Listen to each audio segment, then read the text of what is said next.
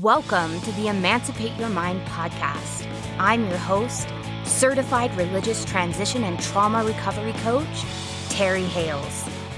I help people step out of the shadows of religious fear and shame and embrace their authentic selves with love and empathy. If you're ready to throw off the shackles of learned binary thinking and explore a more nuanced approach to life, this is your playground.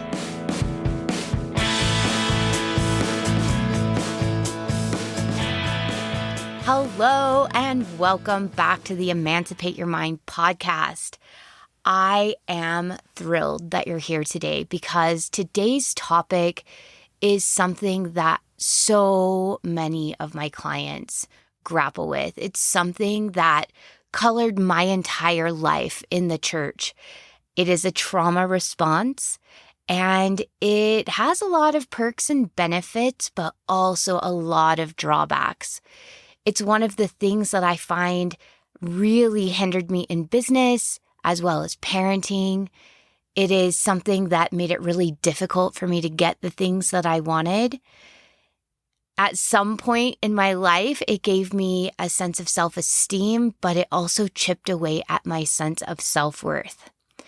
Today, we are talking about perfectionism. Men and women both grapple with this. It isn't just a female problem or just a male problem. It does present in different ways in men and women. But perfectionism is something that we see particularly in high demand religion because there is often this idea that you can be perfect. There's an idea that you should be doing more than you currently are, or that you need to work in order to gain God's love and approval, or the approval of the church. And there's this constant hustle. Also, because there's a lot of shame messages that happen in the church, we often cover it with perfectionism. Perfectionism is actually a protective mechanism. I think so often in our society, we actually confuse perfectionism with high achievement. So we're going to go through all of this, help you really understand what perfectionism is, why it can be a really difficult habit to break, what you're really trying to achieve for yourself if you are a perfectionist or if you know one, and then how to start using your perfectionism actually as a way to undo those mechanisms and get yourself a healthier, more self-worthy life. Okay, so first of all, what perfectionism is not. A lot of us throw around the word perfectionism like, oh my gosh, I'm such a perfectionist. I mean, when I was a wedding photographer, I wore my perfectionism as a badge of pride. Like, oh, I mean, I'm going to be editing your photos so thoroughly. I'm such a perfectionist. You definitely want me to be your photographer because I'm going to be paying attention to every little detail. And it sounds good, right? If you're in an interview and somebody says, what's your biggest weakness? Sometimes we use it as this like humble brag. Oh, well, probably my biggest downfall is that I'm just such a perfectionist. So we kind of acknowledge that it's a difficulty, but also that it's going to be a super big benefit for the people that hire us, right? This is not perfectionism. This is sort of a covert way of saying I'm a high achiever and I have attention to detail. That is not perfectionism. The other way we use perfectionism is sometimes as a description for an irritating personality quirk of people who are a little uptight and obsessive. Sometimes we'll say, oh my gosh, they're such a perfectionist, when really what we mean is they're just a little obsessive and they're uptight and they're difficult to be around. This is also not perfectionism. True perfectionism is hellish. Believe me, I know from lived experience, and several of my clients experience this as well.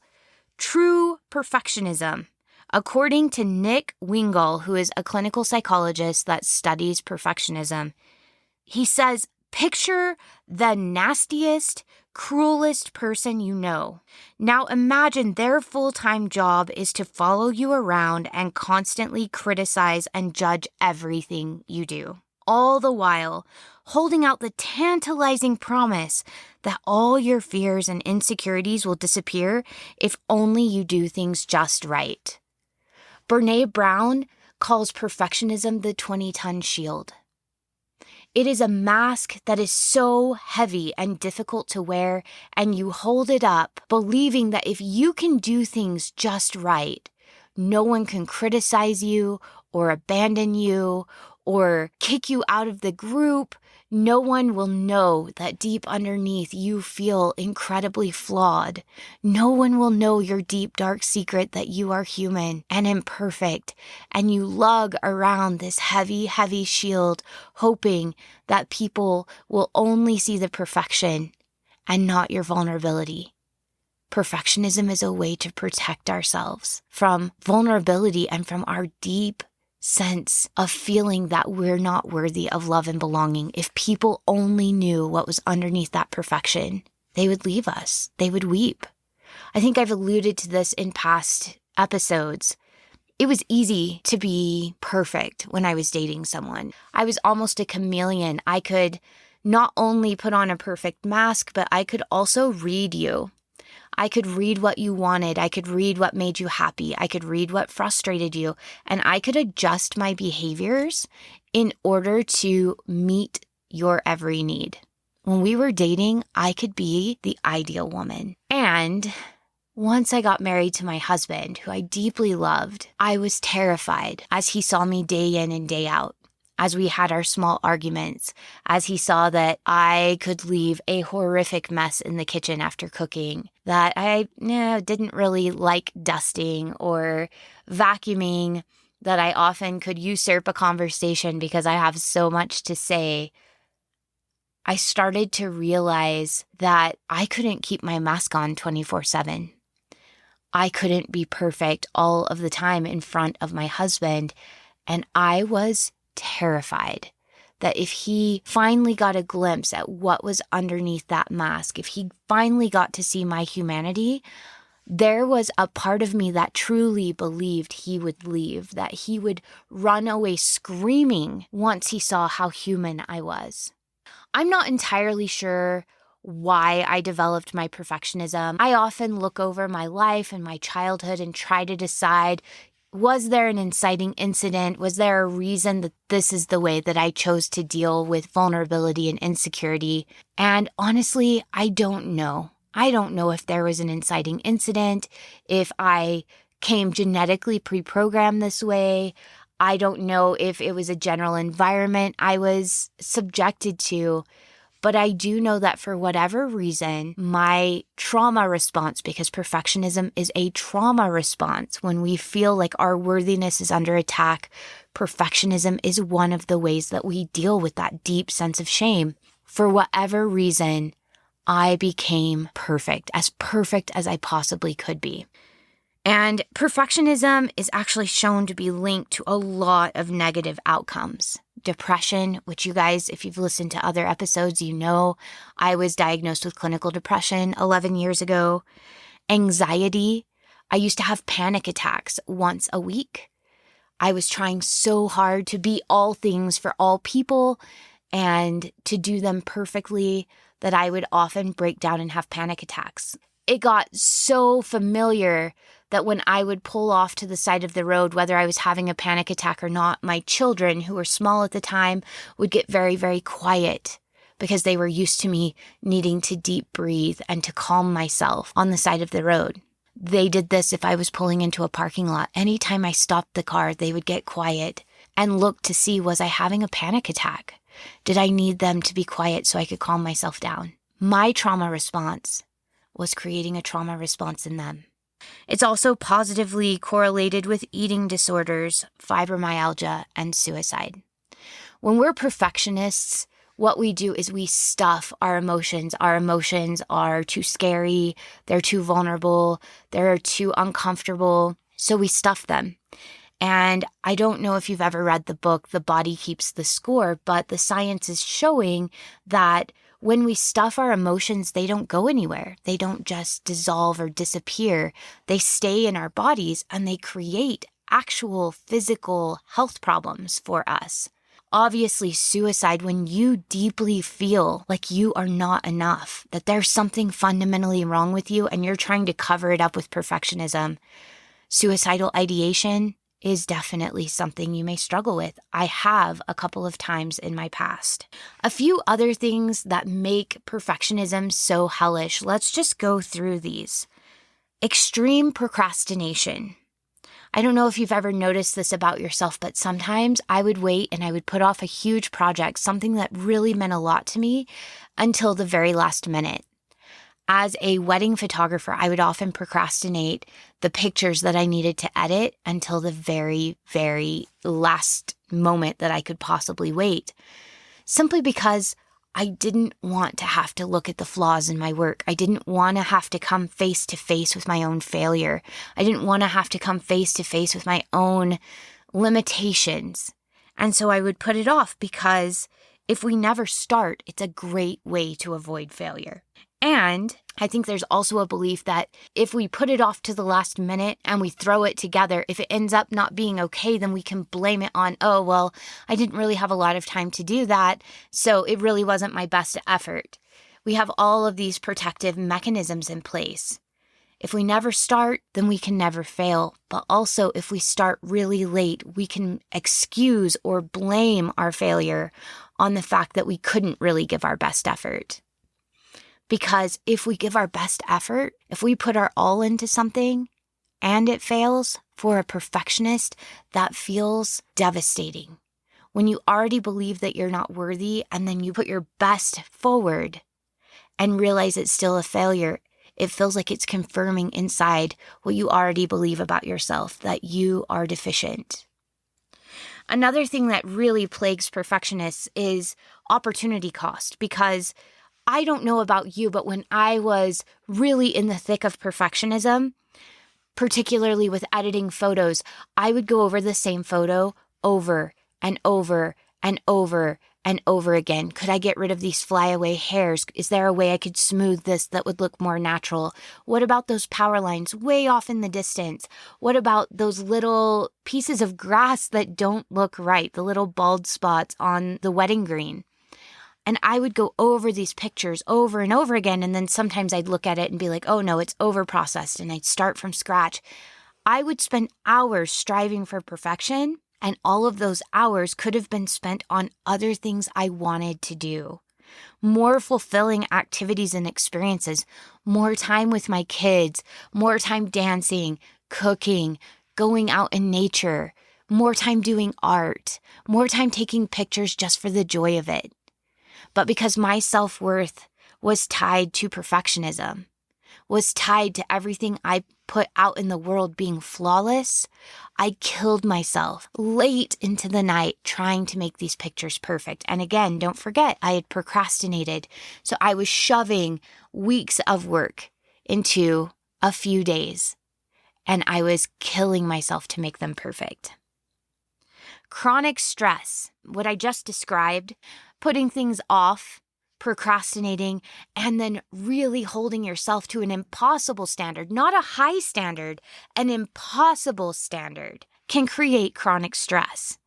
You're always driven to do more. My pictures were never perfect enough. I never stood back and thought, oh, that is perfect. There was always something else that I wish I could have done to make the picture better. The same was true for my church service.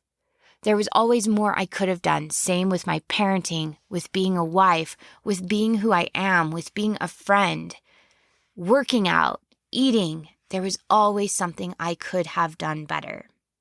And when we believe that, we take on more projects, more stressors, and more challenges than we can reasonably handle. I would overbook myself, and I would berate myself when I couldn't do it all. I only had 24 hours in the day, just like everyone else. But I took on everything, believing that I had to in order to be acceptable. I tried so hard, and it was never enough. This leads to chronic stress, burnout, even panic attacks. When I was in high school, I was involved in everything. Perfectionism isn't something I started whenever I was a young adult. It was there when I was a child. It was there as a teenager. I remember getting up early for early morning seminary. I was the seminary president. I did all of the things I needed to do there. I worked really hard to know all of the scripture mastery, to be really well versed in the lesson, to make everybody feel welcome. And then I'd head to choir and band and soccer practice and debate, student government, National Honor Society, Fellowship of Christian Athletes. I participated in plays. I was involved in every facet of high school that I possibly could. If it could be done and I could fit it in my schedule, I would do it. And I often remember going from early morning until late at night, getting my homework done, striving for straight A's. And then I remember I would crash and burn. And I would say probably once every couple of months, I would take a sick day. And I would stay at home and I would sleep the entire day I was supposed to be at school. The whole rest of that night until it was time to wake up in the morning, I'd sleep for over 24 hours. And then I'd wake up and I'd go again. I was already developing patterns of chronic stress as a high schooler where I was putting more and more and more on my plate. And I would crash and burn and literally could not do another thing. I felt depleted, and I would sleep for over 24 hours, and then I'd get up and go again. That is not normal or healthy. Burnout is not normal or healthy. The next issue that is really hard for perfectionists is persistent dissatisfaction. There's a voice in your head forever telling you how much you have to do and how badly you should feel if you don't accomplish it. And it doesn't matter how unrealistic everything you have to do is.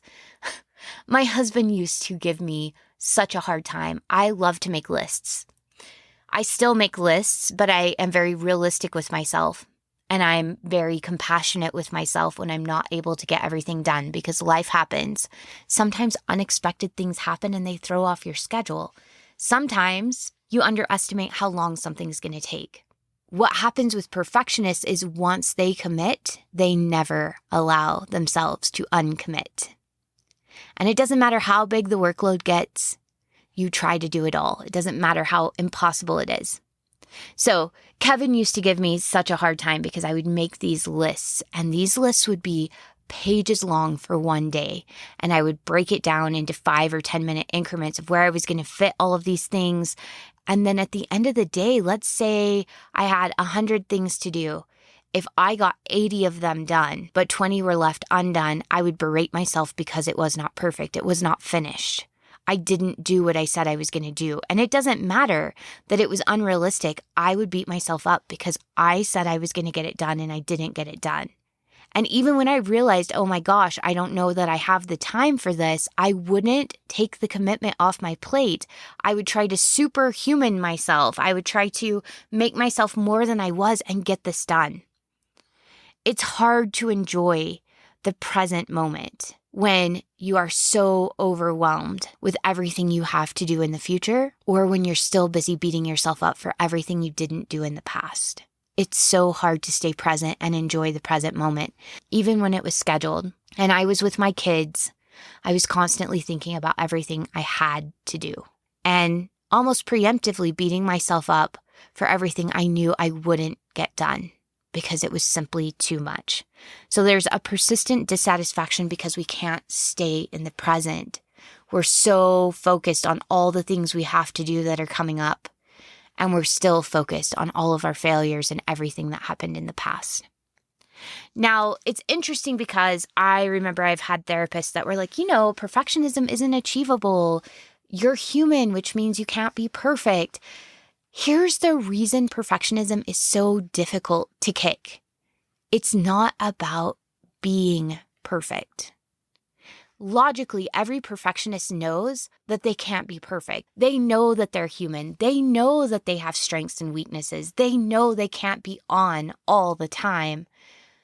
And yet it has become a coping mechanism that helps them deal with that deep sense of inadequacy at their core. So it's not really about being perfect or doing things perfectly. It's about feeling perfect. It's about feeling in control and feeling worthy. All right, so we're going to go back to Nick Wingal's research. He has so many good points here, you guys. I wish I had understood this even a few years prior, which is part of the reason I'm so heavily leaning on his research today. Because a lot of people, including my therapist 11 years ago, thought my perfectionism was simply a behavior. But we now understand that not only is perfectionism a learned behavior, but it's a learned behavior that we use to numb and cope with a sense of inadequacy that usually stems from trauma in our childhood. Nick says, most perfectionism begins as a childhood response to some form of trauma, and it can be actual or perceived. This is a big deal when we're getting out of high demand religion. A lot of times we'll talk about trauma, and we may have people who are still active that might say, that wasn't traumatic, or that didn't happen to you, or you just misperceived that. But here's the deal. It really doesn't matter what actually happened or didn't happen. It's how you perceived it. As a child, if you perceived something as trauma, you will create a trauma response in order to cope with it. It can be something small like getting up and giving a speech and stuttering or farting in class or something crazy like that. It can be a small thing that happened that other people might not consider traumatic, that was deeply humiliating to you or made you feel like you were somehow deficient as a person or that you were vulnerable to ridicule and humiliation and shame. And so we create perfectionism as a way to avoid the emotional consequences. If I look and act and do everything perfect, then I'm above ridicule. I can never be humiliated again. And I think what makes perfectionism so hard to kick sometimes is when it doesn't work, because inevitably, right, we're going to get ridiculed or judged or something. But instead of being like, this perfectionism thing isn't working for me, we actually think we're the problem. We internalize that and we say, okay, but maybe if I just do it more perfect next time, then this will never happen again. We look at the failure as I'm just not being perfect enough rather than perfectionism isn't working for me. And so we hang on to that 20-ton shield that Brené Brown talks about, and we just try to do it more and more and more perfect. And it becomes this sort of addictive cycle of avoiding harsh emotional experiences by trying to be as perfect as possible. Nick Wingal says, the habit of striving for perfection was initially triggered by a disturbing situation and the need to ease a painful emotion. It's a wall that we put up. It's a protective armor that we put around our soft, squishy center to keep ourselves from being vulnerable to that painful emotion. He says the habit of perfection becomes strengthened because on some level it works.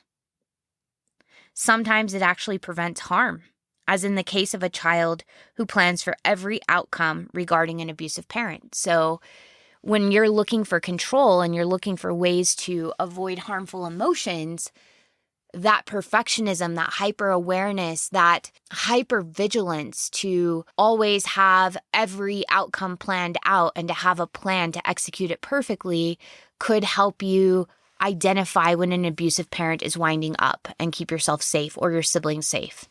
It also comes with other perks. When I was a teenager, as a perfectionist, I was turning in beautifully crafted assignments. I was going above and beyond for my teachers. And how do you think my teachers reacted? With praise. That felt good. That fed my sense of self-esteem. And for a moment, I felt better about myself. Here's the thing that I think is insane is I've learned that there's a difference between self-esteem and self-worth. Self-esteem is driven by our accomplishments. And as a perfectionist, if you are a high-performance perfectionist where you kill yourself almost to put out beautiful work and to make sure it's the very best of the best of the best. You're going to get validated. You're going to win awards. You're going to be entered into competitions where you take home gold medals and blue ribbons. And it feels good. And it feeds your confidence that you're capable of doing really amazing work. So I had incredibly high self-esteem. But all the while, I also felt that when I went too long without achieving anything, those feelings of inadequacy would bubble up to the surface. Who was I if I wasn't achieving things? Who was I if I wasn't earning those gold medals and blue ribbons? And earning those gold medals and blue ribbons really made me feel so good that that became addictive as well. So not only was I perfecting and performing as a way to numb my emotions, it also was giving me this emotional high that I was chasing.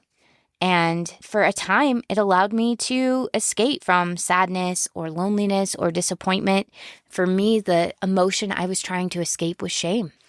Now, take this mechanism we develop in childhood and rinse and repeat for a few decades, and you've got a strongly ingrained habit of striving for perfection to feel good, or at least less badly. This is why whenever we're children and even teenagers, it might be slightly problematic for us, but it's not dire yet. It's when we get into our 20s, 30s, and our 40s when this has become our coping mechanism. When this has become the way that we choose to deal with and numb difficult emotions, that it becomes really problematic. We're less flexible at this point. We have really developed those neural pathways, and it's really difficult for us to do something else.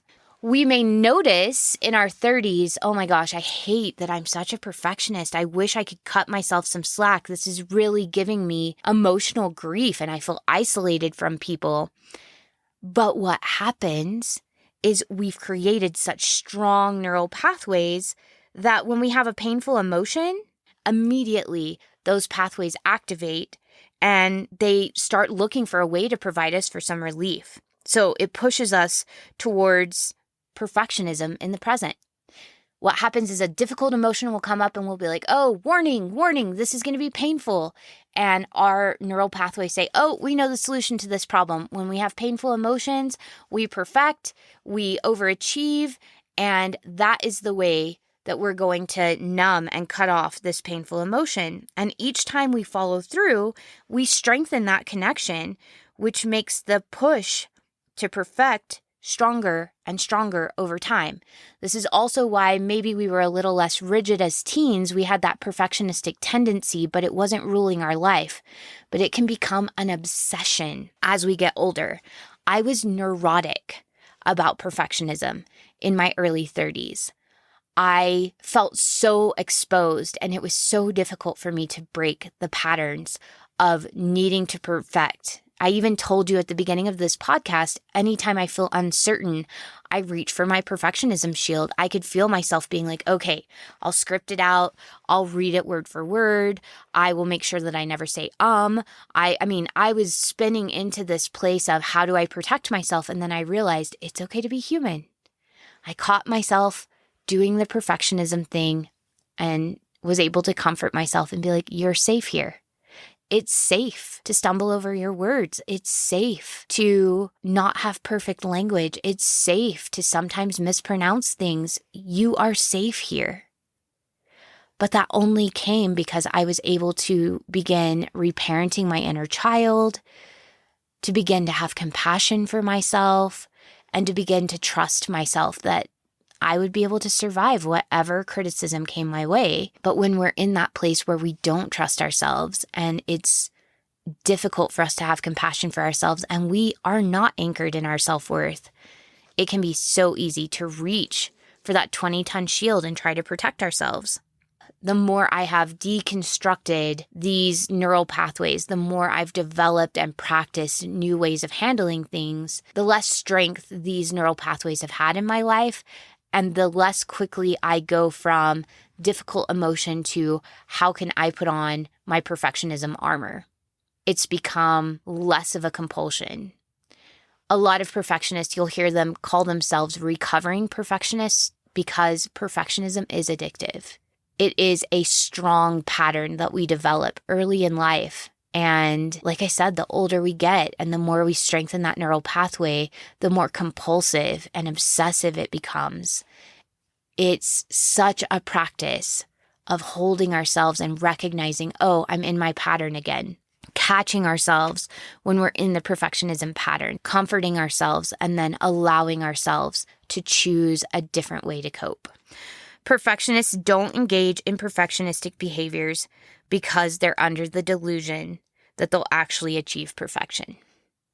They do it because it temporarily provides relief for a painful feeling.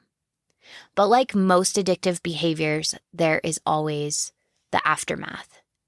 We may perfect as a way to temporarily relieve our difficult emotions, but there's isolation, there's additional shame, there's fear. All of those things are byproducts of using this addictive behavior in order to cover our difficult emotions. So now that we understand that emotional relief is really the reason behind why we try to be perfect, it helps us in our process of trying to unlearn perfectionism. Because it's only when we really understand what we need, what we're trying to achieve, what's the need we're trying to fulfill, can then start to deconstruct and get healthier ways of meeting that need. So the first thing, when you notice your self-imperfection, when you notice yourself going into perfectionistic tendencies, I am always going to start with this. Do not get into judgment with yourself. Get curious. Get curious about what is triggering me. How do I feel unsafe? Why do I feel like I need this 20-ton shield to protect myself right now? And just listen to what your inner knowing has to say to you. Because your inner knowing is going to let you know, this is what's going on. I'm unsure here, so I'm reaching for perfectionism. Validate your experience. Validate the fact that you feel unsafe right now. You feel afraid. You feel ashamed. And that is valid because you do. You deserve comfort in those emotions. Your emotions are valid. Then, once you know what you're feeling, once you know, I'm feeling afraid of this, and this, instead of automatically reaching for that 20-ton shield of perfectionism, asking yourself, how else could I get my needs met? Are there healthier ways for me to feel safe? Are there healthier ways for me to process shame? Are there healthier things I could do to help me move through this feeling of vulnerability and uncertainty? When we notice perfectionism, perfectionism is the alarm bell. When we notice ourselves trying to be perfectionistic, we can say, okay, I know I'm trying to protect myself from feeling difficult emotions. I feel exposed right now. What am I feeling? Validating that, just getting curious and non-judgmental and validating your experience, and then moving from that to, this is the emotion I'm feeling and this is my need. This is how I'm trying to protect myself. How can I do that? Because remember, your needs are valid. How can I meet my needs in a way that's healthier for me? And then you practice and you experiment. So you put into practice whatever comes up and you try it on for size. Did it work? Did it work a little bit, but not all the way? Did it just completely not work? This is where we explore. This is where we get curious with ourselves. This is where we get to play. I like to think of this process as play. I'm trying something on. I'm not attached to it. Does this work for me? Yes or no? Does it work a little bit? Keep the things that work. Allow yourself to discard the things that don't work and continue to get curious and continue to try new things until you find a method that works for you. I could tell you exactly what I did to start healing from perfectionism, but my method will not work for you because I'm a different person. And it took a lot of trying things on in order to find something that works. For me, I do inner child meditations. When I start feeling perfectionistic, I will find a quiet place. I will dip down into my body and locate my inner child, and I'll have a conversation with her. I visualize holding her on my lap and saying, hey, I can tell you're upset. Tell me about it. I'm here to listen. And I will listen to my inner child. I'll listen to her concerns. If she needs to cry, I hold her. I validate her just like I would my other two children. I want to know what she thinks. She is worthy of that. I want to validate her experience. And then once she's gotten to say everything she needs to say, I validate that. You're right. That does feel scary. You're absolutely right. And I'm here to protect you. Adult Terry, I have all the skills as adult Terry to watch after you and protect you and keep you safe. And regardless of what happens, even if we mess up, even if we fail, you're still worthy of love and belonging. I will always love you and you will always belong here. These kinds of messages, these are things I do with myself. Some of you may be like, that is way too woo-woo for me. I don't like that. Find something that feels right for you. Try something on that feels like what you need to feel better and see, does it work for you? Does it not work for you? The last thing I want to say is it's so important to realize as perfectionists, we're often fixers. We're people that want to solve problems. We're good at achieving things. We're good at fixing. And you don't always have to do anything with your emotions. You're allowed to just be mindful. You're allowed to just watch them and observe your emotions, recognize that they're there, and that's it. Just because you have an emotion doesn't mean you have to do anything with it. And you don't have to decide to act on an emotion immediately. But I find giving myself some space, if I notice the emotion, just getting mindful with it and getting curious with it, I almost detach from it and I remind myself that I'm a third-party observer to the emotion. I am not the emotion. I am the person who observes the emotion. I am the person who gets to feel the emotion, but I am not the emotion. And when I can remind myself of that, and it does take practice, when I can detach and just watch it and listen to it and get curious about it and look at it from all different facets, when I take the space to do that, so often I don't need to do anything else. Just being aware of it, acknowledging it, and getting curious with it is all the emotion wanted. It just wanted to be seen and heard. Other times, however, I recognize, okay, this has been a pattern. This is what the emotion is telling me. There's a pattern here that continues to bring up this emotion, and it's time for me to put something into action in order to create a safer space for me. It's just getting curious with yourself. Now, the last thing I want to address is so often when I tell people that I'm recovering from perfectionism, they'll say, well, there's nothing wrong with being a perfectionist. Perfectionists are high achievers, and we need perfectionists in our society. If I had $1 for every time somebody has tried to defend perfectionism, I would be significantly richer. Because I've been talking about this for 11 years, and I've been talking about this in the business world. I had a team of salespeople that I worked with for the past 4 years, and we often talked about perfectionism and the underlying issues with perfectionism. Here is what I know from my own life and from my clients' lives, from my sales team's lives. Perfectionists actually achieve less and they stress out more. We spend so much time worrying about doing it right that we often don't get going. We wait until we have it perfectly figured out before we jump in.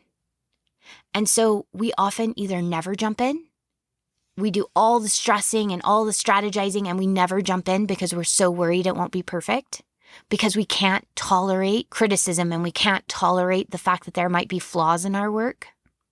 We can't learn from the process because the flaws actually mean something about us, we think. Perfectionists often either fail to get started or they accomplish less because they're so afraid of failure. They're so afraid of putting themselves out there and being criticized. They're so afraid that their flaws in their work, that their imperfections mean something about their worthiness. And this is why perfectionism is not a good thing for our society.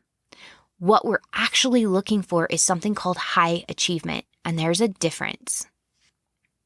So there's 9 things I want to talk about here. All or nothing thinking. Perfectionists, it has to be completely perfect for them to be happy with the result. It's either completely perfect or it's a failure. If it is 95% perfect, that 5% will make a perfectionist feel like they're a failure. Whereas a high achiever will say, 95%, that's pretty good. I did a really great job. I aimed for this and I came really close. Look how close I came. This is what I've learned from that 5%. This is how we're going to implement that in the future. And I think we can do even better. Do you hear the difference? Both of them hit 95%. Both of them strived for a very high goal and they both got to 95%. That's amazing. I mean, you've heard the saying, shoot for the moon, and at worst, you'll land among the stars. But what happens is when a high achiever lands among the stars, which that saying gets to me, it's bothering me right now because I'm like, stars are further away than the moon. But you know what I'm saying. When a high achiever lands among the stars, they think, holy cow, we got out of Earth's atmosphere and look at us. We're in outer space. This is amazing. Look at all we learned from this experience. Look how far we've come. And we learned from this whatever percentage that didn't work about what didn't work. And now we have ideas about how to make it even better. High five to us. Look at what we've accomplished. That was super fun. I enjoyed the adventure. Perfectionists say, I was 5% away from the moon. I cannot believe what a failure I am. And it makes it less likely that they're going to try again in the future because they were a failure the first time in their own eyes. A high achiever has growth mindset. They don't mind their failures because their failures in their work, in their aspirations, don't mean that they're a failure as a human. They don't need a perfect project to prove to them that they're a perfect human. They're willing to be mostly good. They're willing to be mostly right. They're willing to be mostly successful. That allows them to move through whatever failure happens quicker and with less shame. And it allows them to grow faster and achieve more. Okay, the next thing that perfectionists do is they're highly critical of themselves and others. They only see the mistakes. When you only see the mistakes, how motivated are you going to be to go and put something else out into the world? Not very. How motivated are other people going to be to work with you or for you? Not very. It doesn't feel good to be criticized all the time. And whether you're the one criticizing yourself or you're criticizing your team, you're chipping away at that ability to trust yourself. You're chipping away at your self-worth. It makes it harder and harder and harder for you to achieve more things. It makes it harder for you to reach your goals. The third thing is perfectionists are pushed by fear. So high achievers are pulled by their desire to achieve goals. It feels delicious to them is a phrase that I will say. I always check in with myself. Does this feel delicious to me? Does this feel enticing? Does it feel like an adventure? Does it feel fun? Am I excited by this? And I let that excitement and that craving pull me forward towards the things that I want to do. On the other hand, perfectionists are pushed by the fear of not reaching their goals. They're pushed by the fear of being less. So it's behind them. Fear is pushing them that they might not be enough, that they might not achieve their goals. And that fear is debilitating. A high achiever is driven. They're pulled along. They float with and are embraced by excitement and passion.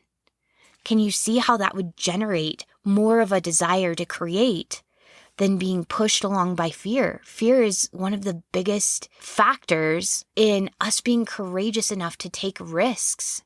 Fear is always going to be there when we get out of our comfort zone. But when that fear is the fear that you feel when you're about to go skydiving or bungee jumping, completely different fear than the fear of failure and the fear of I'm not enough. Does that make sense? So when we're pulled along by this sense of adventure and passion, it's that adrenaline rush that is excitement, but it also feels a little bit like fear of I'm about to skydive. I'm about to, do something that's wild and exciting and unexpected. And I have never done this before and it's uncertain, versus the fear that is, if I don't accomplish this, I'm not enough and my worthiness will be called into question. It's much more debilitating and it makes it harder for us to show up and to get vulnerable and to take the risks that we need to take in order to get the success we want. Okay, number 4, perfectionists have unrealistic standards.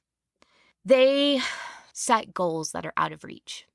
High achievers will set high goals, but they usually have increments. Like, these are the goals we're reaching for, and this is the minimum standard, and we're going to move up from there. They're very realistic. They know if they can reach it. They know if it's something that they can do. Perfectionists tend to go way beyond the mark and set a goal for themselves that they're almost certain not to reach. And remember, if they miss the goal even by 5%, even by 1%, even by 0.5%, it's a failure for perfectionists. They weren't good enough, and they feed this self-fulfilling prophecy, this story that they tell themselves that they're not good enough, that deep down underneath they're deficient. Okay, number 5, perfectionists are focused on results. They see the goal and nothing else. There's no joy in the process. They don't enjoy the process of growing and striving. So I have a quote on my table in there. I can't remember who says it.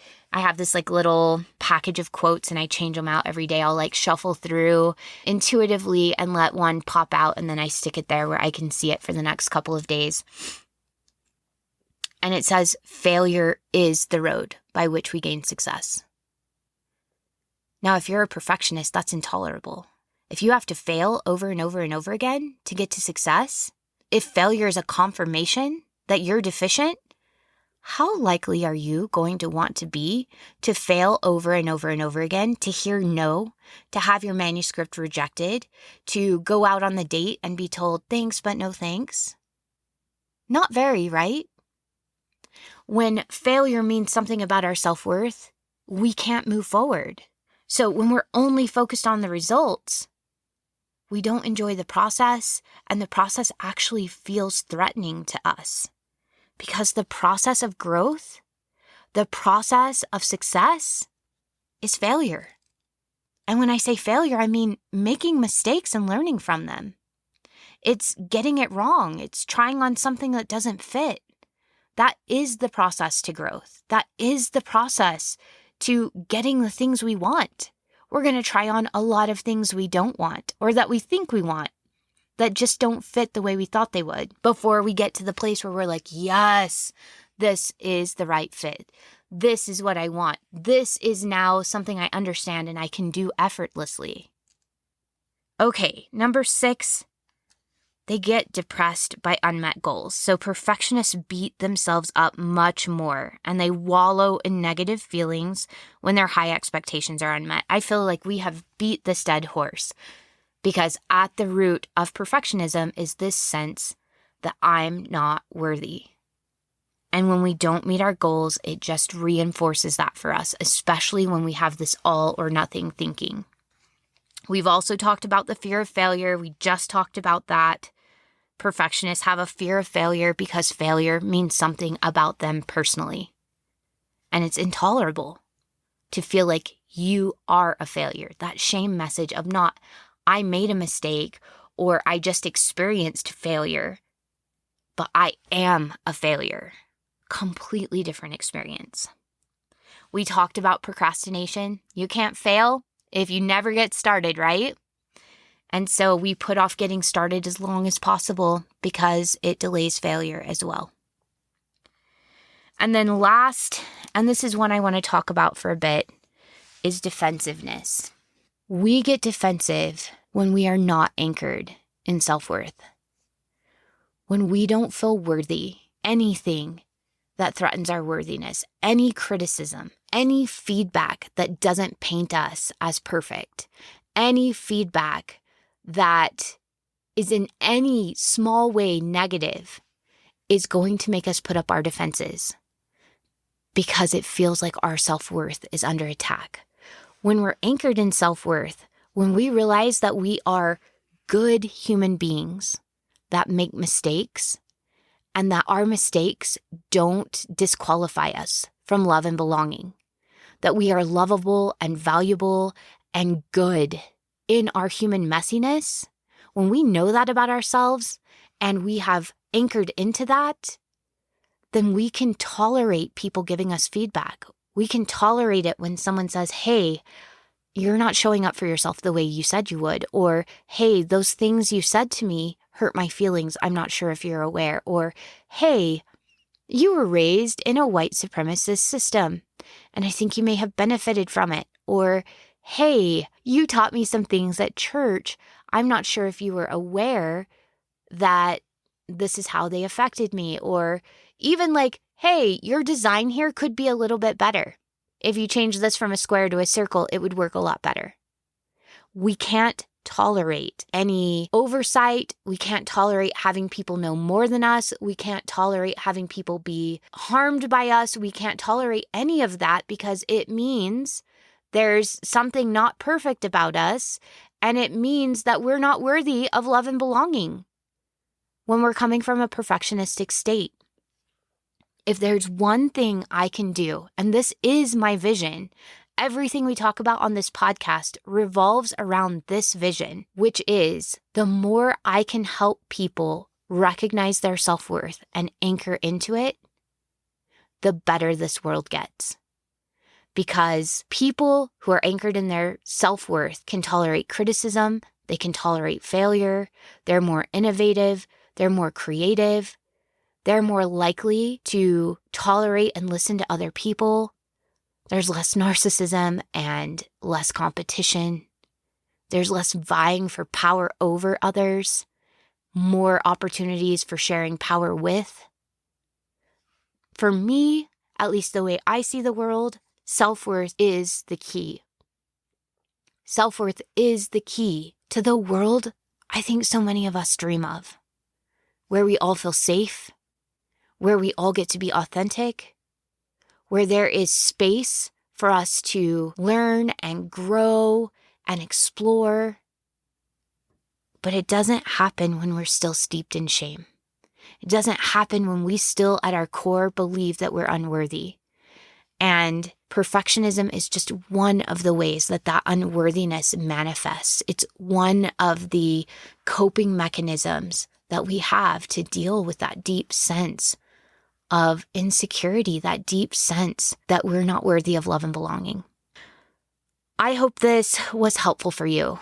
This has been a long journey for me.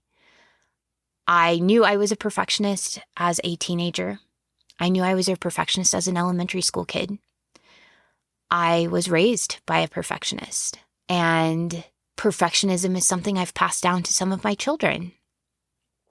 Again, I'm not sure if it's genetic or if it's a learned behavior, but I am a perfectionist that comes from a long line of perfectionists that is raising recovering perfectionists. And I know that healing is possible because I have healed so much. I'm not sure if I'll ever be completely healed. This will always be a coping mechanism that my brain, I think, will reach for when I feel uncomfortable or insecure. And I know that as we learn to root into our self-worth, the perfectionism just becomes something that we acknowledge. Like, oh, I see myself reaching for perfectionism. Okay, babe, like what's going on for you? Are you okay in there? What are you feeling? Oh, you're scared. Okay, here's our plan to keep us safe. So you don't have to reach for that 20-ton shield. You don't have to please, perform, and perfect. You're worthy, remember? You're worthy whether you do anything or not. You're worthy even if this whole thing gets botched. You're worthy if no one ever listens to this podcast. You are worthy if you stumble over your tongue or say something that 10 years from now you're really embarrassed of. You just do your best. Remember, you're always able to learn from your mistakes, and you always belong here. You'll always be loved and belong here, no matter what. And we're going to get through this together. Or however you deal with your perfectionism. Now when I see perfectionism, all I see is a scared inner child that just needs a little love and attention. My perfectionism isn't something I feel ashamed of anymore. It just is a little warning bell to me that, oh, I'm feeling insecure right now. That's all. I'm doing something new and scary. I'm outside of my comfort zone. And I check in with myself hey, babe, what's going on? I'll even say tell mama what's going on. How are you feeling? Let me hear you. And I comfort myself and I come up with a strategy that I'm going to try on, and I try it on and I assess whether it worked or not. And then I move forward from there. And you can too. And it is not only possible to overcome, but it has become one of the biggest gifts in my life. Learning this process has allowed me to parent my children so much better. Learning to reparent my inner child, I'm such a better parent with my kids. Am I perfect? No. Am I still probably traumatizing them? Absolutely. But I've learned that children don't need perfect parents. They need self-aware, empathic, and accountable parents. And I can be that for them. I can be that for myself. And as we all become more shame resilient, we create a better world, a much better world. One where we all are safe to be authentic. And that is my deepest desire for all of us. Thank you so much for joining me today. Before we go, I do want to make a couple of announcements because there are some exciting things coming up. First of all, question and answers on Thursdays are going to be discontinued for a couple of reasons.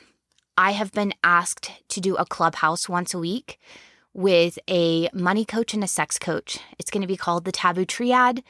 We are going to be going live weekly, and there's going to be research I'll be doing for that, as well as just some fabulous conversation. It's going to be so informative, and I'm so excited to be a part of that.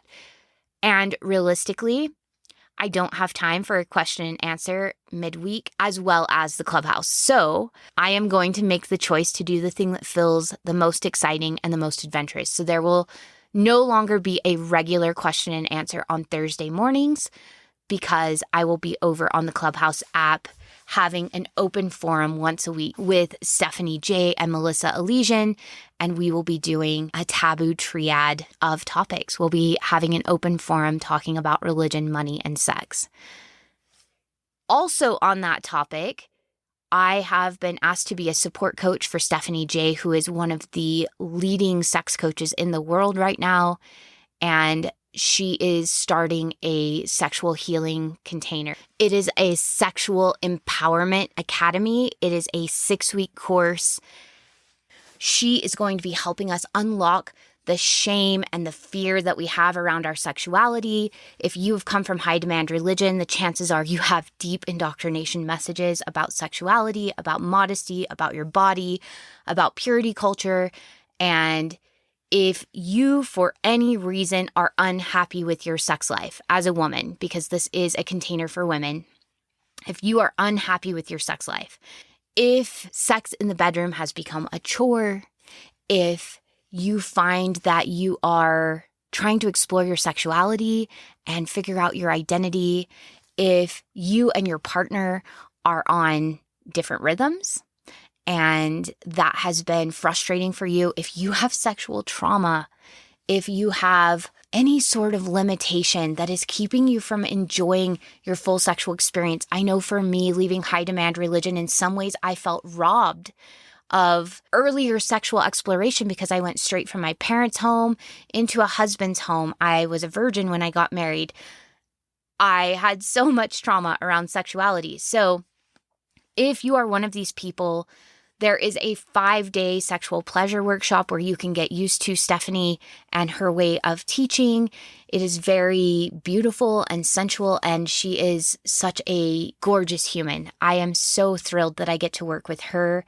If this sounds at all like something you're interested in, please come to the 5-day pleasure workshop. I'm putting that link in the notes. The second thing is, if you go to that and you get benefit, please come to the 6-week workshop because it will be life-changing. And the cool thing about it is Stephanie is doing 3 live calls a week. She's going to be really moving you through and helping you explore yourself and root into your own authority with your sexuality and give you tools to really improve your sexuality, not just in that 6-week period, but for the rest of your life. And if you have a high demand religious background where there were a lot of shame messages about sexuality, I will be there to support you through those and to help you work through those limiting beliefs, the shame and fear messages we have about sex, and really open you up and free you. And we have another coach named Chelsea. Her background is in sexual abuse and trauma, and she can help anyone who has a background of sexual abuse that has in any way limited your ability to explore and enjoy your sexuality. I really hope you'll join us, especially if nothing else for that 5-day pleasure workshop. Learning to accept pleasure, particularly as a woman, learning to take that into your own hands has been a big part of my self-worth journey. I want that for you.